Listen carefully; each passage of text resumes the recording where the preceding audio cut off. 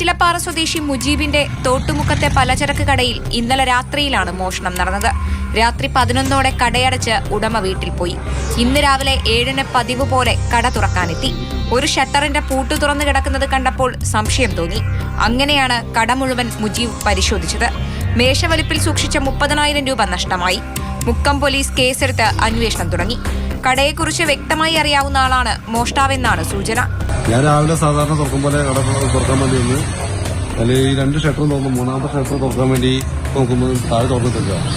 അതിന് മമ്മിസാക്കാനെ വിളിച്ചുകൊണ്ടുവന്ന് ഷട്ടർ മുക്കി അകത്ത് കയറി നോക്കുമ്പോൾ ഫയലും പിന്നെ പേപ്പറെല്ലാം വെച്ച് പുറത്തിട്ട് വേറെ ഒരാൾക്ക് കൊടുക്കാനുള്ള കുറച്ച് പൈസ ഉണ്ടായിരുന്നു.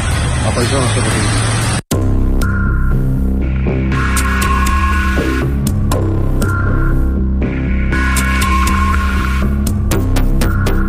മാതൃഭൂമി ന്യൂസ്, കോഴിക്കോട്.